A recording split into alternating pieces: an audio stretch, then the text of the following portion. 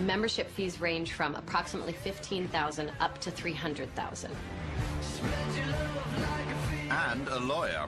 I said, do you love her? He said, yes. And I said, do you trust her? Well, he said, let's just say there will be a prenup. They have prenups, they have midnups, they have postnups, they have all, it's already all contractually arranged. Oh yes, billionaire love and marriage goes together like divorce and disparage. A man will marry and then be taken to the cleaners, and then marry again and be taken to the cleaners. Don't even think about getting married. True love is definitely possible if you're very, very rich, but not if you base your relationship on your status as a rich person. Love is a battlefield even for the mere mortal, and the billionaire has so much more to lose.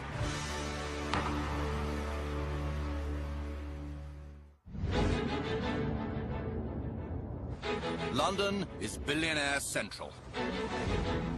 105 of them call the UK home. They can buy anything they want, but the one thing they want for free can have a very high price tag. That is to love and be loved. Choosing a partner is the riskiest investment they will ever make, because the city streets are paved with gold diggers.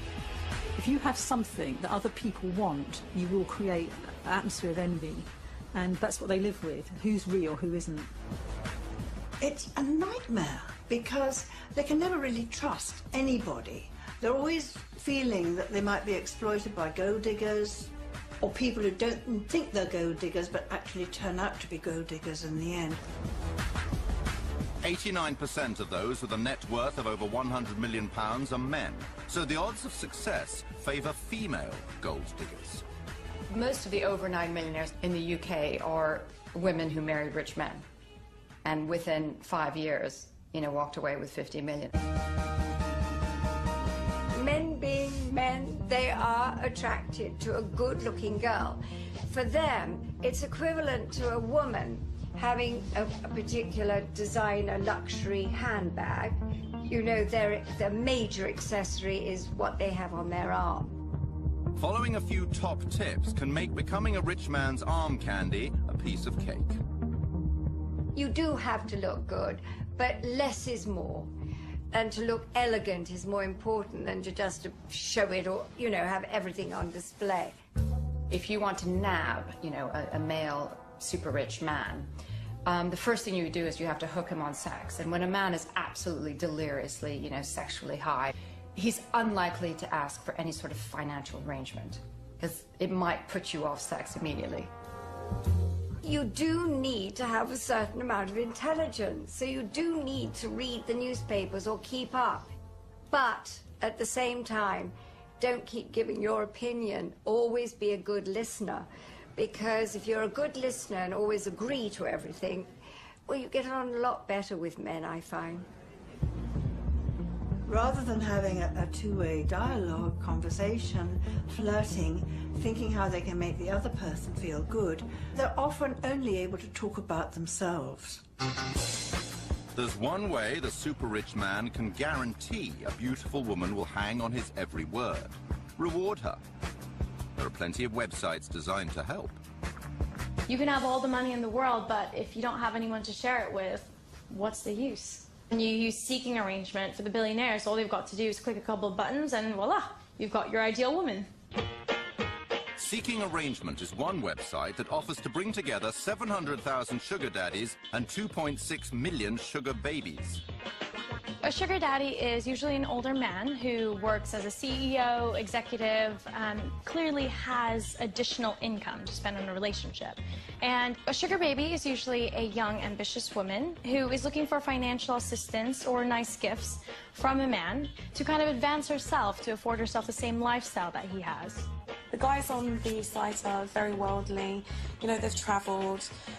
You don't get the riff-raff of society. I don't think I'm asking for too much. 100,000 minimum. I'm fed up with the scrounging men and the layabouts and the guys that are really not ambitious. Former sugar baby Helen Croydon used Seeking Arrangement for 3 years.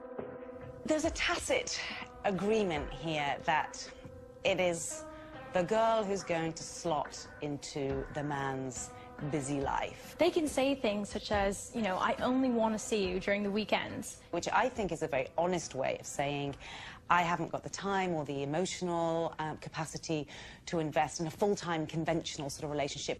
A lot of the guys will offer you know, luxury gifts, so perfume or designer handbags, could be shopping trips, help with your rent as well. The nicest gift I received has to be this Cartier diamond ring. But presents from super rich men can shift to cold cash. I remember there was one man, and he'd always insist on buying me something fabulous, and I didn't really need anything more, and I'd always go and take it back and then just keep the money. And I think he eventually realized I did this, and he said, oh God, why didn't you say? I'll just give you the money. The form of financial assistance usually comes in a monthly allowance, and the average monthly allowance is about £3,000.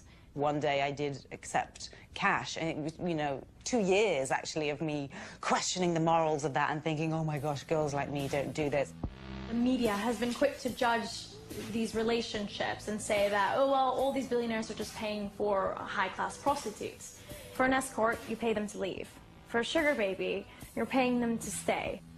But are sugar babies just expensive arm candy, or is there more involved in keeping a rich man sweet? I think just like anyone else, they had a need, a sort of a romantic need to spend some intimate time with one person. Sex is part of that. It's not about having sex with somebody and getting paid for it. It's about providing a certain relationship and having the chance to share their wealth. There was one man who I had dinner with once, and he said that the reason he had these sorts of compensated relationships was because it was cheaper than getting a wife. Coming up. So nice to meet you. How the services of a matchmaker can save the billionaire bacon. If you're sitting across the room from a gold digger, trust me, they tell you that they want a man with money. So it's very easy for us to screen out gold diggers.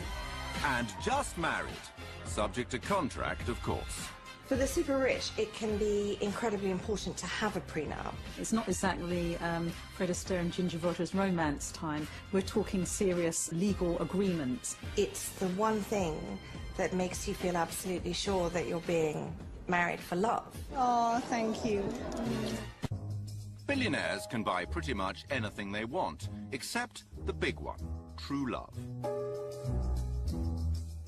Yes, gold diggers and sugar babies flock to date them, expecting their gift and hoping to marry them, perhaps. But real love is elusive. It's no wonder that some billionaires are prepared to spend hundreds of thousands of pounds on the services of matchmakers to keep ne'er-do-wells at arm's length. If you're sitting across the room from a gold digger, trust me, they tell you that they want a man with money. So it's very easy for us to screen out gold diggers.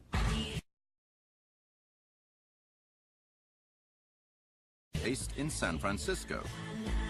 CEO Amber Kelleher and her team help the super rich, both men and women, stay safe while searching for love.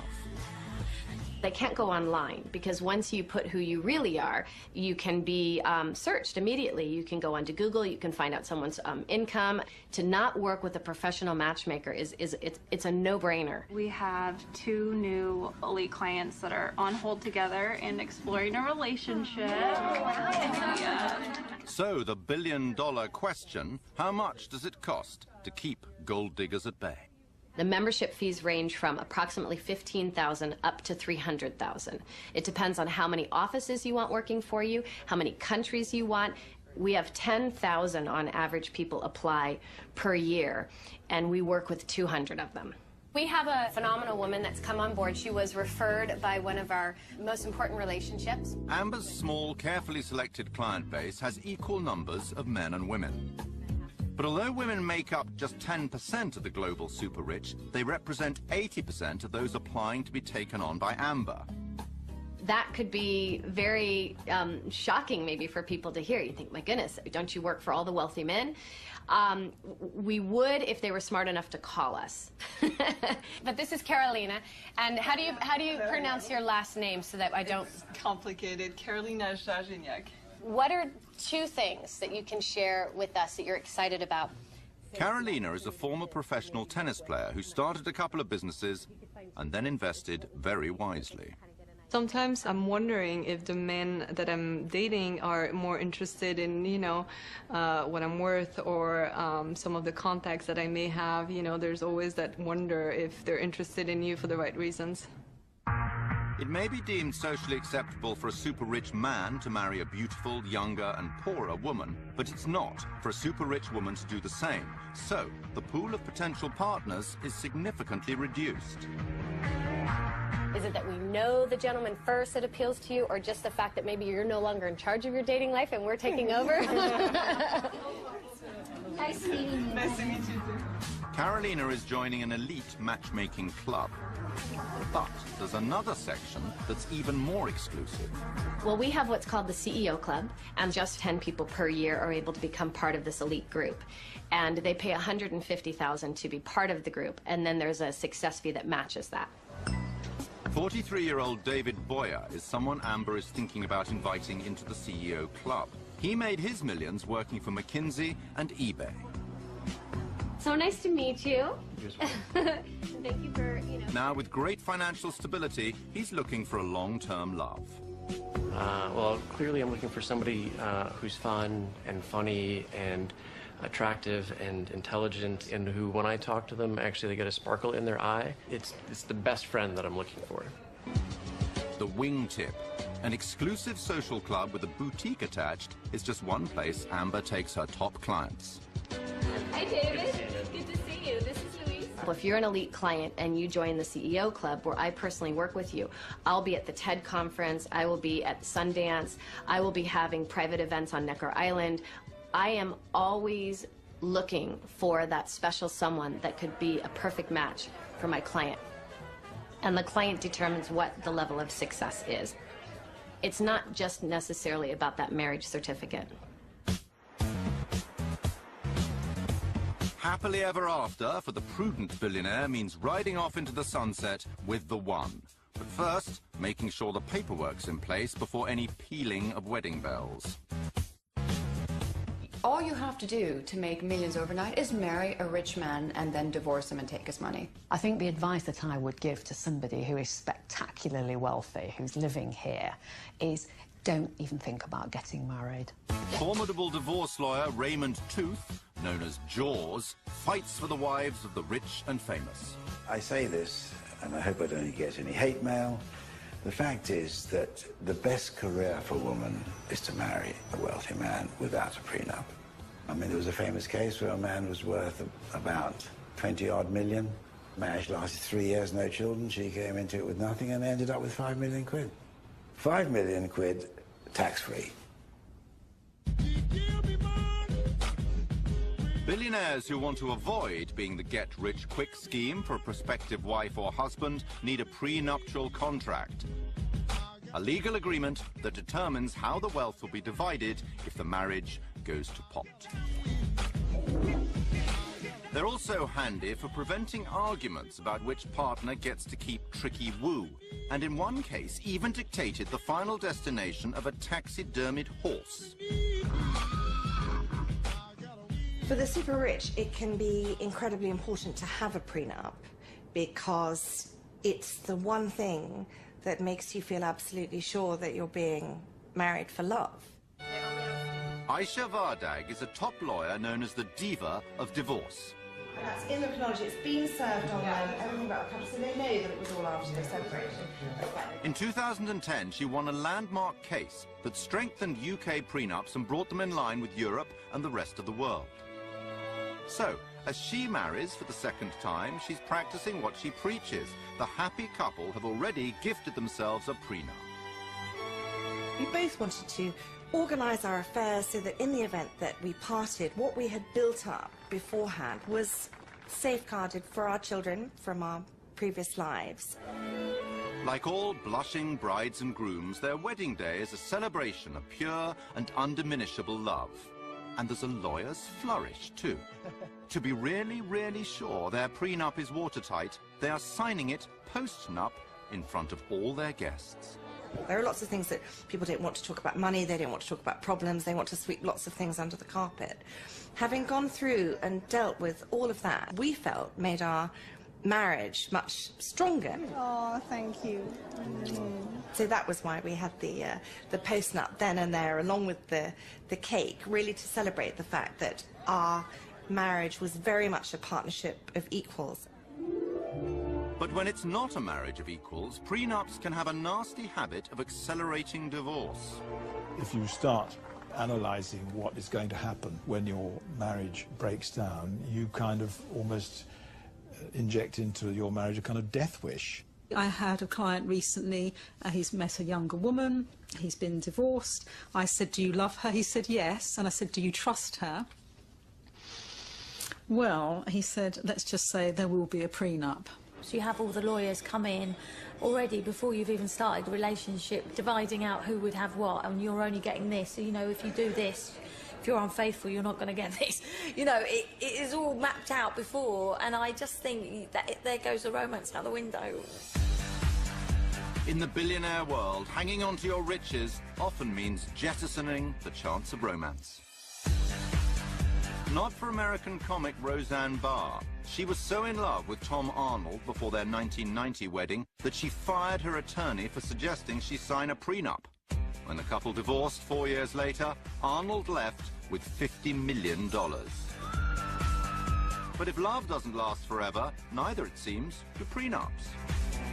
General Electric's CEO Jack Welch's prenup had a sunset clause, which meant that after 10 years the prenup was invalid. As soon as this clause came into effect, his wife Jane took off with $150 million.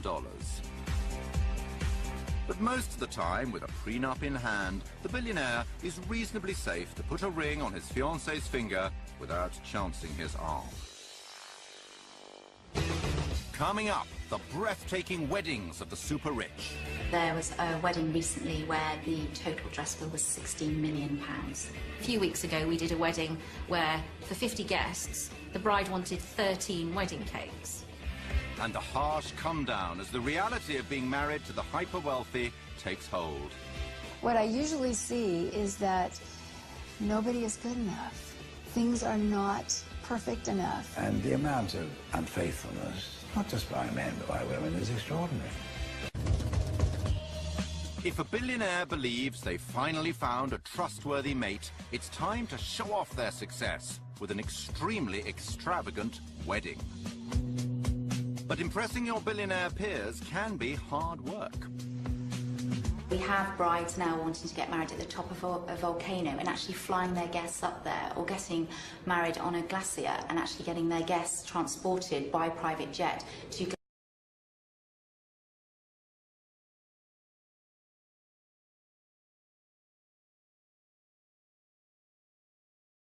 glaciers. There's almost this one upmanship that's going on. There's pretty much nowhere left where somebody hasn't got married.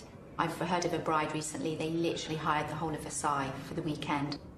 The Vatican, all the famous museums, the top of mountains, you know, everywhere's been done.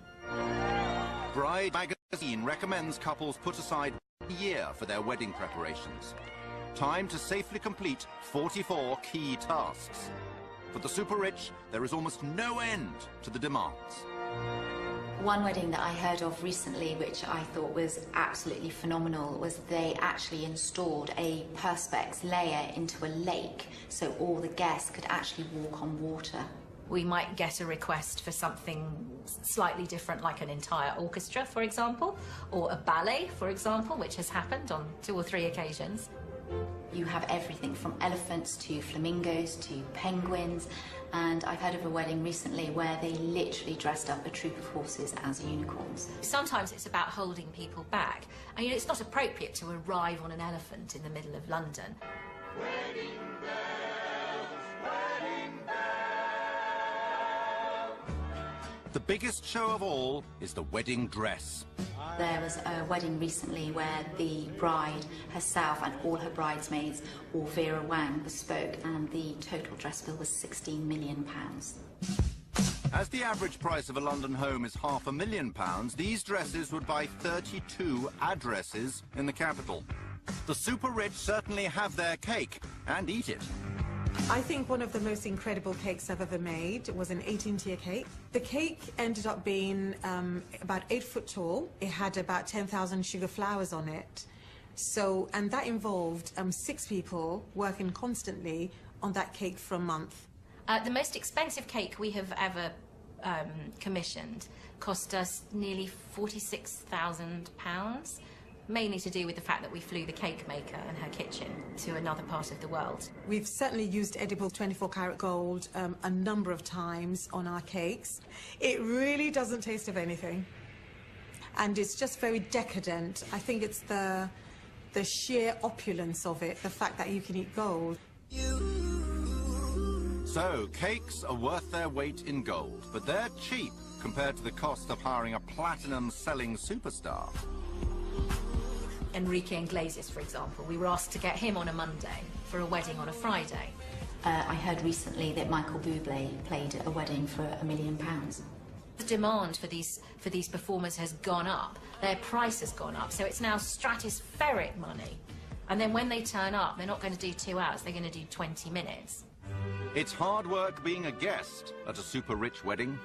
Now there are weddings that are lasting literally 7 to 10 days, involving, you know, thousands and thousands of guests, several days of feasting. Those can be quite challenging, and they can be quite tiring for guests, because eating fabulous food and gorgeous champagnes and eating lots of seafood and caviar, it can get quite weary for people.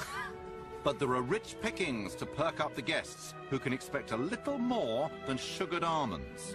There was a groom and bride who wanted to do an amazing gift, and they gave each one of them a Rolex watch. And so the Rolex watch was incorporated into each of the bouquets for these 500 female guests. I think the most opulent or extravagant gift we've ever seen given was a small wedding for a group of Asians. There were 22 of them, I think, and they were all given the keys to a car. £18,000 is the cost of an average British wedding. For billionaires, that could be the cost of just one goodie bag. I think you could take the Kim Kardashian wedding and actually triple that, times it by 10, and I think we would still not get anywhere close to what the super rich are doing right now. Kim Kardashian's wedding to Kanye West is estimated to have cost $10 million. It would have taken 8 of these to add up to the most expensive wedding of all time. As far back as 2004, Venetia Mittal and Amit Bhatia managed to spend $78 million. 12 Boeing jets were hired to fly guests from India to France. Festivities went on for 6 days, but after less than 10 years together, they separated.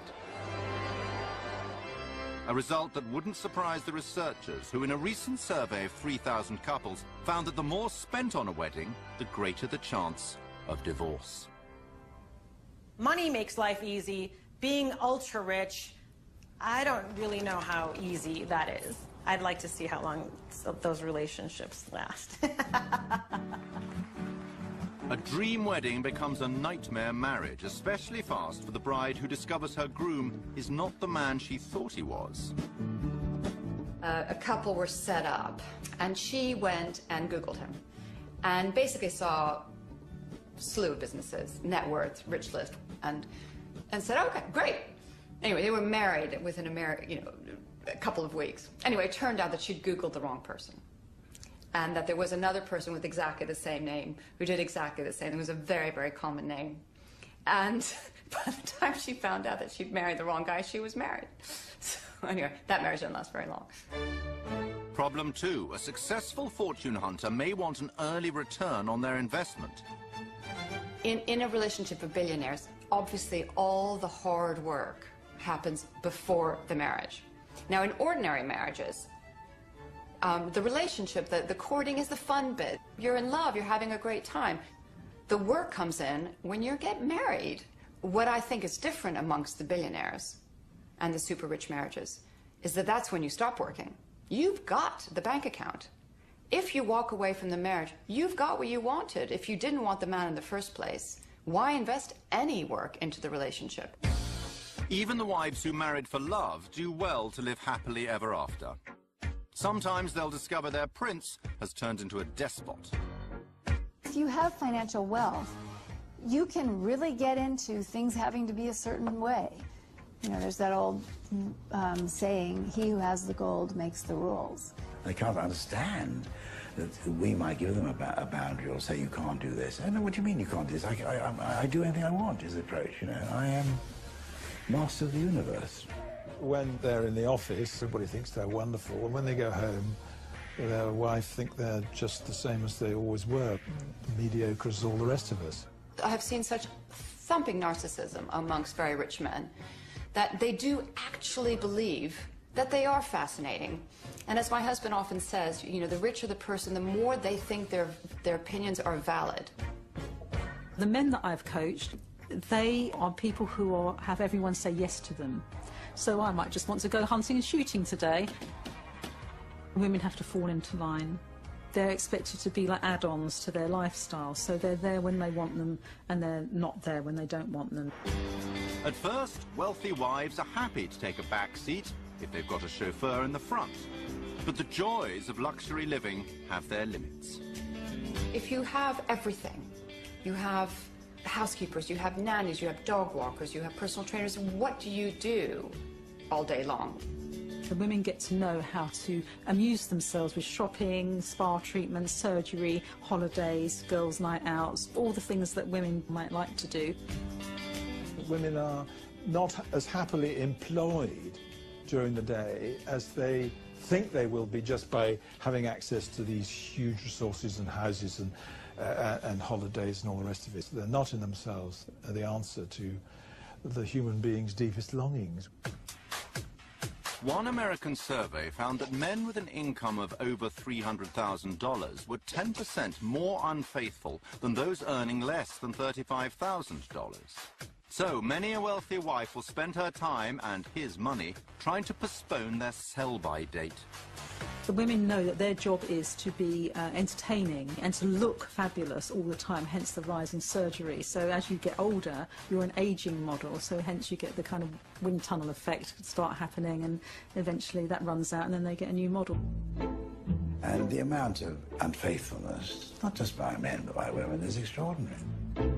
You have to take a lot if you're the wife of somebody very rich and powerful, because you know he might have mistresses and you have to be very cool about that. There's so much sex around you. I mean, it's a completely different world. 42% of ultra-high net worth men will divorce, so there's almost a 1 in 2 chance of success. There isn't that real attempt to be faithful and to try to do the best. They have an argument, right, I'll get divorced. It's very sad, actually, to be honest.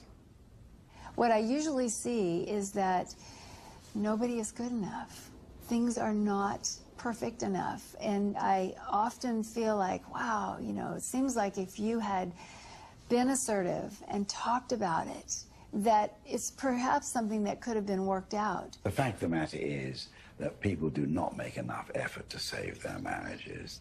If there are no financial consequences to leaving that relationship, then you leave.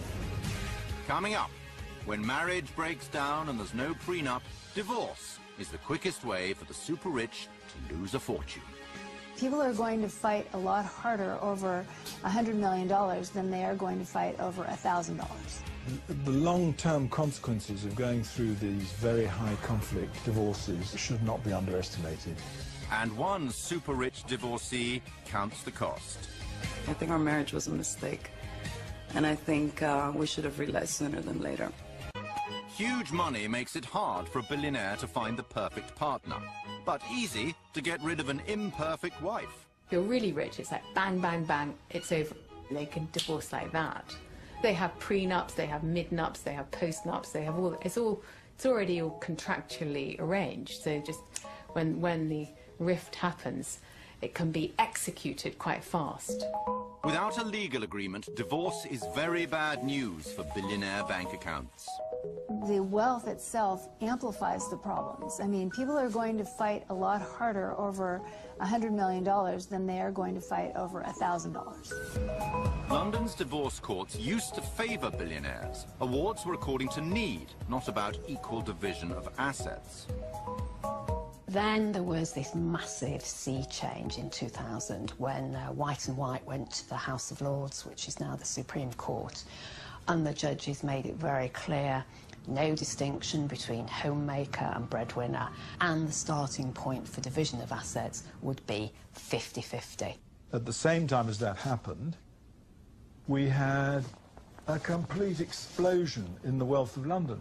Bankers, hedge fund managers, insurance, lawyers, accountants, and all the panoply that goes with it, making huge amounts of money, miles more than they used to make. The wives of the super rich and their lawyers were the new winners as London became the divorce capital of the world. There was a sense that people were just sort of staying married as passengers, and they might be lunching out and spending their days having tennis coaches and having their children cared for wall to wall by nannies, and then they sort of go off with some dashing young lover and take half of the fortune.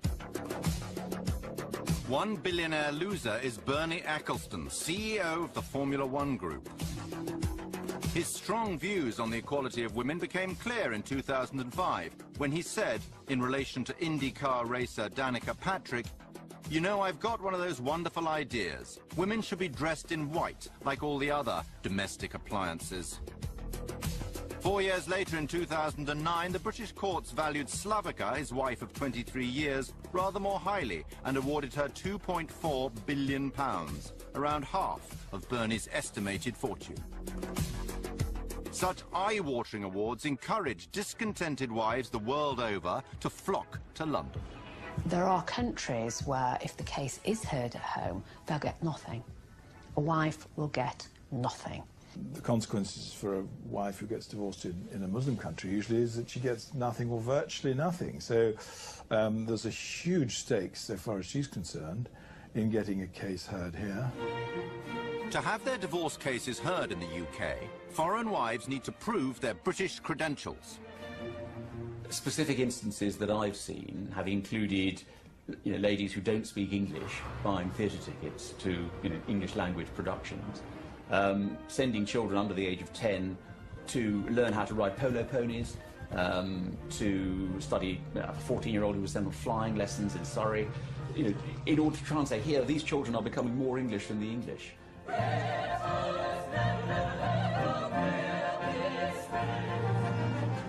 When former Malaysian beauty queen Pauline Chai was divorcing the multimillionaire chairman of Laura Ashley, she claimed that keeping more than 1,000 pairs of shoes in her Hertfordshire estate proved the UK was her permanent home. But becoming British does not always mean playing with a straight bat. I heard a great story of a friend married to a super rich Russian mogul, and their marriage was coming to an end. But she was a bit savvier about the English court system, so she went and hired every single divorce lawyer in the UK, including Fiona Shackleton and all this, and basically put them on retainer. When you put a lawyer on retainer, he is not allowed, or she is not allowed to act for the other side. So by the time her kind of fairly dim-witted husband got around to hiring a lawyer, there were none left in England. Anyway, she walked out with one of the best divorce packages I've ever seen. And super rich men have a divorce tactic of their very own. Most of the super rich become very unsuper rich when they get divorced. You will find people who were, steel industrialists are now, they become school teachers overnight. And you become a school teacher for the entire year, you're getting divorced, and then you go back to being a steel magnate. So when you're divorcing, you only have £10,000 salary, and that's the new trick. Not hiding your wealth under a bushel results in astonishing divorce payouts. The top payout of all time was in 2014. Elena Rybolovleva, wife of Russian fertilizer king Dmitry, reaped a bumper harvest of $4.8 billion, more than half of his estimated fortune of $8.8 billion. But coming up on the inside track to smash this record is a divorce payout that means oil tycoon Harold Hamm is lining up to be the billionaire with the biggest wad to lose. He's worth $20.2 billion, and so, even if his wife Sue is awarded only a quarter of his fortune, she'll become the richest divorcee of all time. They become, on both sides, utterly obsessed with the result and winning, even if they're going to end up with a lot anyway, not getting the last few million.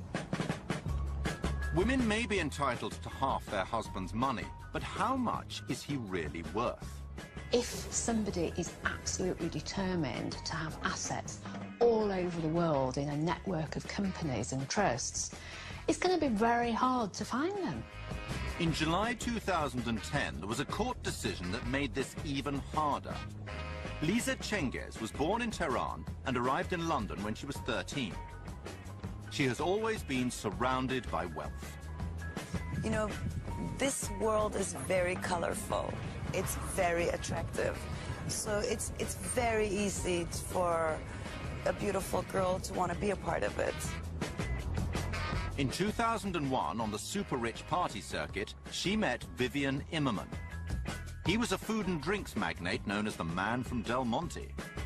He sold his stake in the fruit giant for £380 million in 1999. And 2 years later, he became Lisa's second husband. We were married within 8 months, so it was very quick. It was very quick. We didn't really have time to get to know each other. It's a glamorous world. It's easy to like it and love it, but you're not actually loving the person. You're loving what comes with it. After living together in London for 7 years, the couple separated. I think our marriage was a mistake, and I think we should have realized sooner than later. There's a lot more ties between the father and his ex-family. So one day, I guess he must have woken up and thought, I want to go back home. I didn't feel like home to him. Lisa's marriage finally broke down in 2008. Her brothers became her main source of support. Mr. Immerman shared an office with the Cengiz brothers. They took the view that they would see whether they could find on his computer evidence that he had more money than he was claiming during the process of the divorce.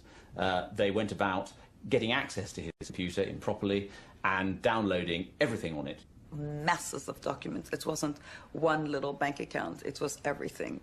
Lisa Cengiz's brothers were alleged by Mr. Immerman to have removed between 250,000 and 2.5 million pages of documents, which they then handed on to lawyers for use in the family proceedings. While Lisa sued for £120 million, Vivian Immerman countersued for breach of confidence. The Court of Appeal were dealing with the most spectacular example of self-help that I think it's possible to ever imagine. And they said quite simply and very boldly, no, not in our courts. So it has become far more difficult, I think, for wives to quietly, but probably improperly, to have a look at their husband's documents behind their back. Wives have to be far more careful than they used to be. Lisa still had a luxurious lifestyle, and so she decided to settle for £15 million. It had been a 5-year legal fight, and now with a new partner, she knows what it takes to live happily ever after. Marry for love, not for money. That's really, really best advice I can give. For the super rich, like the rest of us, there are no real winners in divorce. The long-term consequences of going through these very high conflict divorces should not be underestimated. And super rich men rarely learn from past mistakes. They're reluctant to let go of the arm candy, the trophy wife concept. And we see the super rich coming to us, maybe having been divorced 6 or 7 times, and yet again wanting a clone of the previous relationship. I always find it quite curious that a man will marry and then be taken to the cleaners, and then marry again and be taken to the cleaners. It's just, I suppose, every time they think this time it'll work. the ideal partner that you're looking for, because of the money that you've got, is going to make it more difficult for you to actually live a normal, natural life. There are always going to be attractive people making themselves available to you if you're very rich. With so many temptations to overcome, can the super rich ever find true love? True love is definitely possible if you're very, very rich, but not if you base your relationship